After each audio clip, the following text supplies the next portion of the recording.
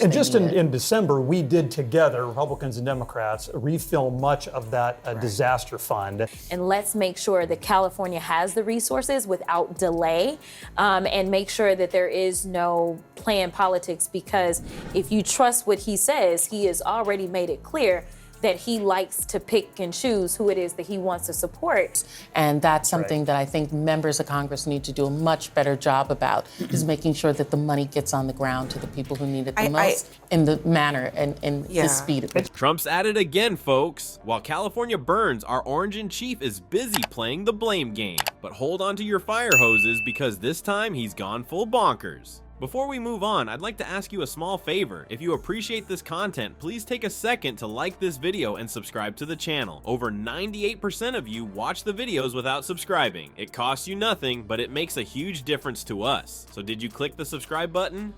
Great, thank you so much. Now, back to the video. Apparently it's not climate change or dry conditions causing these fires. Nope. According to Trump, it's all because of a tiny fish called the Delta smelt. Yeah, you heard that right, a fish. Buckle up, because this fishy tale is about to get wild. Alright folks, it's time to dive into the deep end of Trump's latest fishy tale. Our orange-tinted commander-in-chief has cooked up a real whopper this time, blaming California's raging wildfires on, wait for it, Absolutely, we should. This, of course, is a town that constantly disappoints people, but shame on all of us if we don't acknowledge that these disasters hit every state, and this is a really big one. What really becomes the glue that puts it all together is the actual execution of the resources. And that's something that I think members of Congress need to do a much better job about, is making sure that the money gets on the ground to the people who need it the most in the manner and the speed of it. Tiny fish. That's right. Donnie Diapers thinks firefighters should trade their hoses for fishing nets. So, what's the deal with Trump's aquatic accusation? Well, he's claiming that California's water policies are the real fire starter. But hold on to your snorkels, because it gets even better. According to the Grumpy Trumpy, it's all to save a worthless little fish called the Delta smelt. I guess in Trump's world, fish are more dangerous than climate change. Now, let's take a moment to appreciate the mental image of brave firefighters armed with fishing nets, frantically scooping up smelt while infernos rage around them. Quick, Johnson, we need more minnows over here. It's almost as ridiculous as Trump's hair in a strong wind. But what's the deal with this infamous Delta smelt? It's a tiny fish, about the size of your finger, that lives in the Sacramento-San Joaquin River Delta. Environmentalists have been fighting to protect it for years because it's an important indicator of the Delta's health. Trump, however, seems to think it's some kind of aquatic supervillain.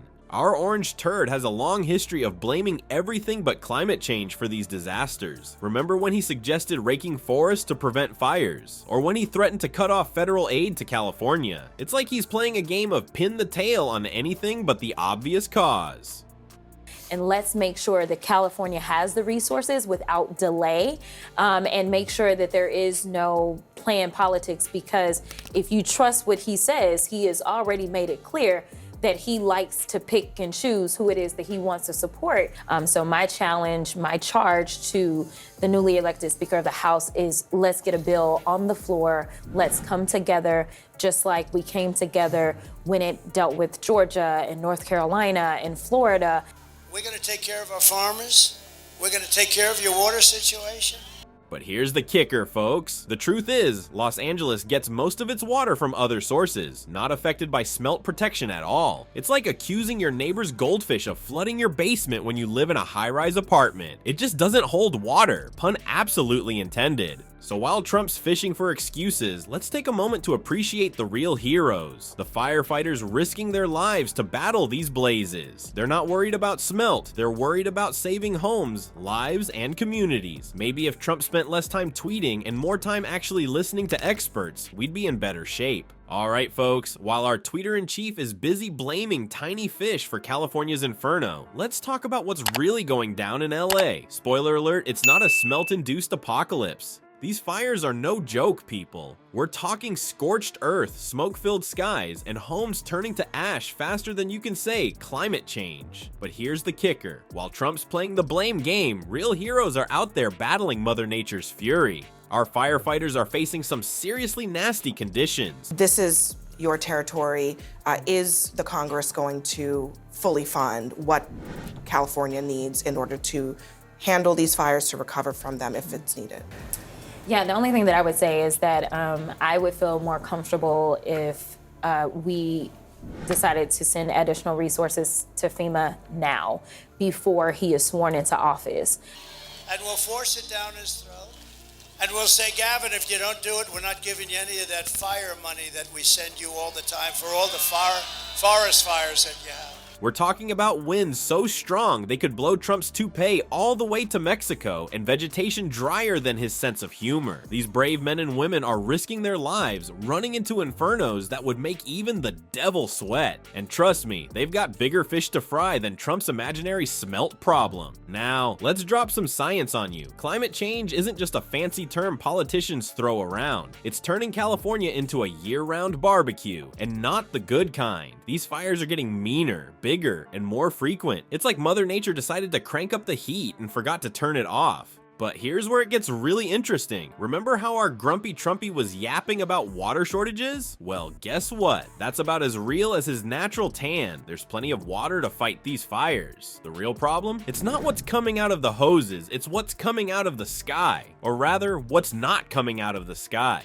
Mark Gold, the water scarcity director for the Natural Resources Defense Council, put it pretty bluntly. He said tying Bay Delta management to these devastating wildfires is about as responsible as, well, letting Trump run a country. The real issue, folks, is the ongoing impacts of climate change. But I guess it's easier to blame a finger-sized fish than admit you might be wrong about global warming, huh, Donnie? So if water's not the issue, why is Trump all wet? Maybe he's just blowing hot air to distract from the real problems. Or maybe he's hoping if he tweets enough nonsense, we'll forget about the brave firefighters risking everything while he plays golf.